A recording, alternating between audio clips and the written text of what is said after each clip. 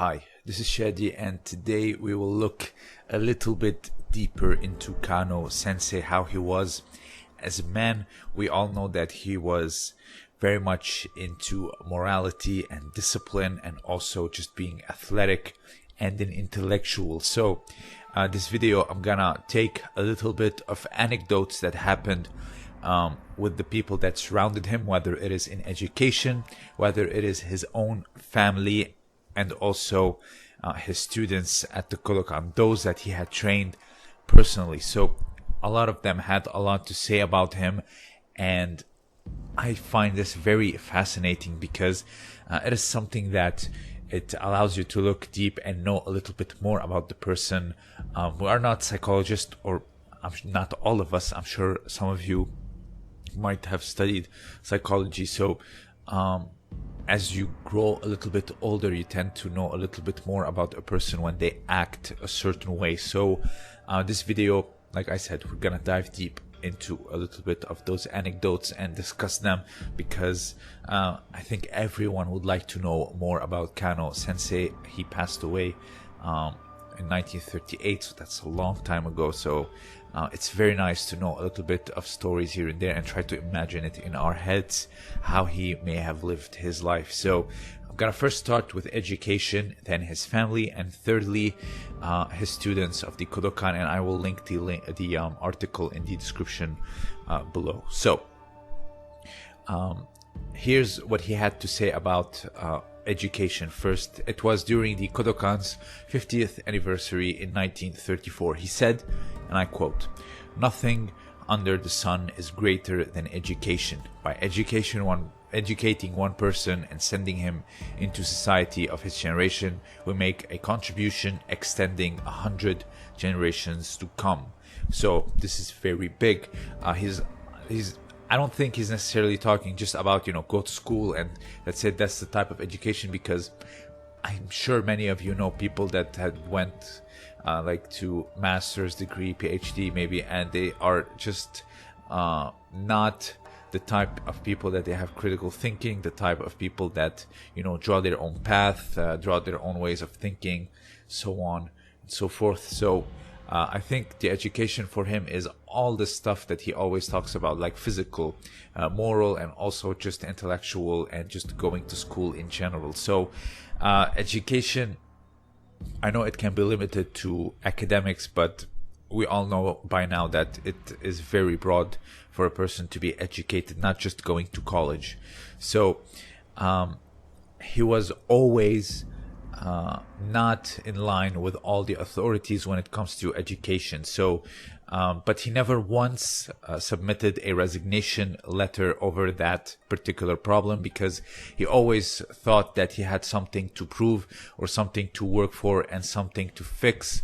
Basically, he believed that he was right and he wasn't in the wrong. So there was Dr. Morohashi that always accused him of being incredibly boring, because he just talks way too much sometimes, like me. So he recalled once that only 3 students showed up to one of his lectures. So Kano Sensei was very angry that he said, "Everyone in this course is dropped." End quote. Basically, he was gonna fail everyone because no one was paying interest, no one was paying attention to his lectures, no one is discussing anything with him, so they would just not care. And when you are this deep and this invested in education and thinking and taking your society forward, and you see people that are mentally and intellectually lazy, that tends to frustrate you. So this is why he yelled out, "Everyone in this course is dropped." So in 1891, in August, he married Sumako, the eldest daughter of Seisei Takezoe, which was the ambassador to Korea. They had 9 children, 6 daughters and 3 sons. One of them being Risei Kano, who was the head of the Kodokan at one time, and of course the All Japan Judo Federation. He was the typical, how do you say it? Patriarchal father. Kukoshi, they say it. He ruled the household with an iron fist. His word was like law, and disobedience was not an option. His eldest daughter, Noriko, wrote, talking about her father, she said that he was tall and pretty with a well-shaped nose. So she was his favorite, and also the closest to her father. And she writes, when he returned home, he would go straight into the living room, which meant on most days I would not see my father at all. His living room was actually like his work room, so he was constantly working, and it was a place where you just not go in as you know, for somebody else. I'm sure you know, your grandfather, your grandmother, they had something or a room or like a furniture that you just would not touch, and it would still grow with you, and you still do it as you get older. For example, my grandmother's room and my grandmother's bed, for me it's a big no-no till this day. So I don't know, it's just something that tends to grow with you when you are raised by disciplinarians. So his son Risei Kano, he remembers his father as like a very like a big intellectual and also a man with international outlook. He taught him judo in the home dojo, but he wasn't like the athletic type, as the article here is saying. So he was strict, but also he was very emotional. He said that when his sister Noriko died, he wept. I looked on about Noriko Kano or her book Recollections of My Father, and I found nothing. I found like an anime character, but that was it. So if anyone knows a little bit more about Noriko Kano, please let me know down below or share a link or any book. Thank you. So he provided a lot of training and discipline for his children, but also they would not see him most of the time. He would be in his living room working all day long, or also just at school or at the Kodokan teaching. So they were left mostly to their mother. Noriko writes in Recollections of My Father that they would all line up when they would see him walking to the door, and they would welcome him at home, and then he would disappear for the rest of the day into his living room. So let's go now into his relationship with his students. So both Kudo and Nengo, these are the students that talked about him the most. They remember visiting him at his home, usually in the morning, and he was not always like, how do you say,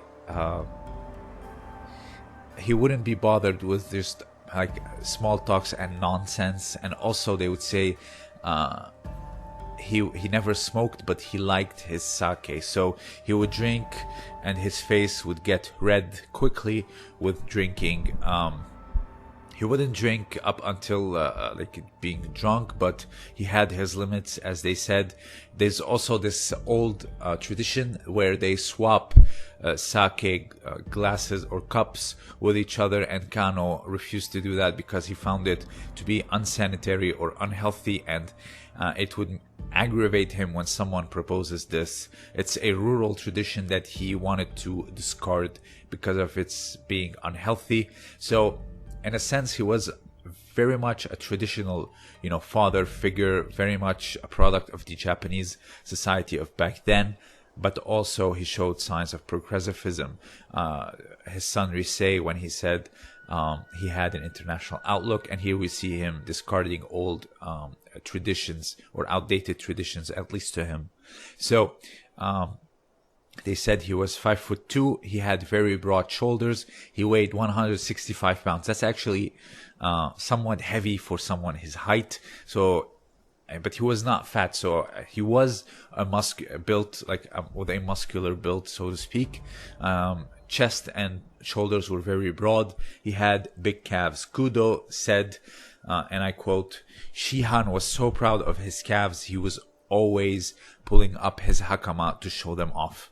I did a video when I first started this channel about Kano Sensei, how he grew up, and I talked about his father when he would wake him up and he would discipline him like at 5 o'clock in the morning. They would clean the house and the garden, and his father would do the same thing. He would lift up the hakama and show off his big calves. So it's a clear sign that, sons tend to do what their fathers would do. Even till this day, how Maruyama wants to go to the Olympics because his father went to the Olympics and he wanted to, make him proud. Even after winning the world title, he still feels that it's not enough because his father went to the Olympics and now, he lost the qualification. So it must be a hard time for him. So he also talks about his judo. He never said like he was strong. He said that he was quick. He says, I was surprised at how quickly he threw me. So he had that swift judo where he waits for right timing. So he wasn't like, grabbing and just putting someone down like the like recollections or the accounts that people talk about when talking about Kimura, for example, where they just talk about his brute strength. He was basically a very swift judoka. So that's something I really appreciate myself. So, and also according to Kudo, he was always smiling even when he was angry. He laughed deeply when he was pleased. Takasaki, his son-in-law, however, he said that Kano had a keen sense of humor. Although easily angered, he was quick to laugh. So those who are usually quick to anger, usually they have a lot on their mind. They're very busy. They're not well rested. So here I try to go into a little bit deep into the psychology of someone. And the fact that he was easily angered, it shows that he was a restless person, but at the same time he was quick to laugh. So it shows that like, how do you say, his spirit was clean in a sense. He wasn't because you just meet those types of people that, when you joke with them, you try to do good to them, they're always they repay you with like a very mean stare. I've met quite a few in my life, and usually those people were not at ease, and also they weren't very good people, at least in my experience. So this shows that he had a pure heart, in my opinion, if he was quick to laugh and he would find the humor in anything. So again, it's very good to know these little anecdotes because it gives us a chance to dive deep into what kind of a person he was. Takasaki remembers that he liked sake a lot. If he over-embedded, he invariably got sick. So that's why he would stop very early and never had too much sake. During his active years, he would train very hard, that he would scrape his knees and elbows and fall on the ground a lot. He would repair the gi himself. The photo of the gi that's still in the Kodokan, or his judo gi that's still up in the Kodokan, which is like brownish, discolored with oil and sweat, just to show how hard he worked. In 1907, he wanted the gi to become full length to the wrists and the calves, below the calf muscles, and that was because of all the cuts and the bruises on the knees and the elbows and the forearms. This is why we have the judo gi of today. And also the skirt was shortened. There are a lot of examples where the skirt almost reaches the knees. So this is why, because of his hard work ethic, the fact that the judoki we have today became the following. It no longer became the shorts like to the knees and the elbows. So moving on. So here a little bit about Nengo, who was 91 years old. Then he was the nephew of Shihan.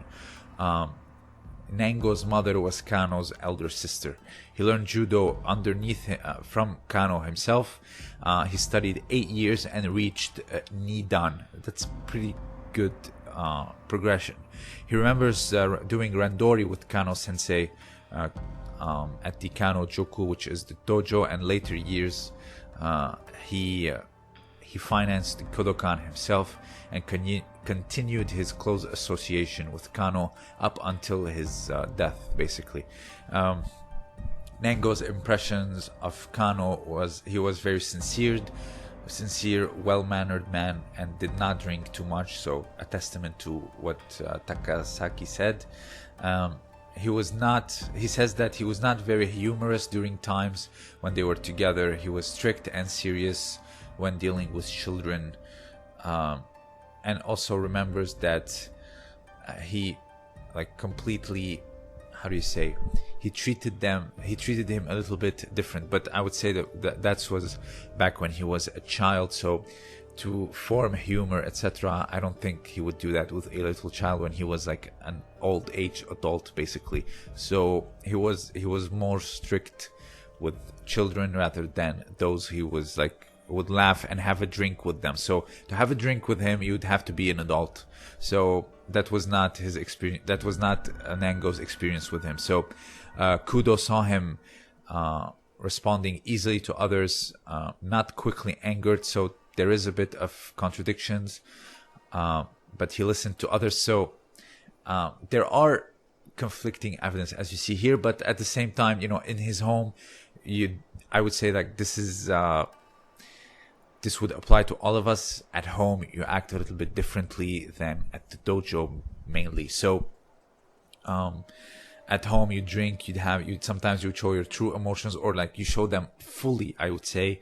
And at the dojo you would be far more of a professional. So this is why he was not quick to anger, but also when he had an argumentation, he would always win it by logic and also being strict, not only from discipline but also intellectually. So he had this way, like his father, of ruling with an iron fist, not so much of a dictator, but just being very strict and following logic. So there's also this very cool thing that Morohashi said, when this is not a judoka, this is one of like his academic, how do you say, companion, I would say. He used to take an umbrella with him every day because he didn't like to worry about whether or not it would rain. He also had the same lunch, soba noodles, every day, simply because he hated to bother his head about such trifling matters as what he could eat. And there was times where he was so poor that when he had to entertain important guests at his home, he first had to go to the pawn shop and get his formal kimono out of hock. So this is weird. I wouldn't call him poor, at least not financially, because he taught nobility, he was nobility, etc. But I don't know, maybe I think this is the same man that called him boring, and talked about him in such manners. So I don't think he would have the most flattering thing to say about him. So I don't know, take it with a grain of salt. That's all I can say.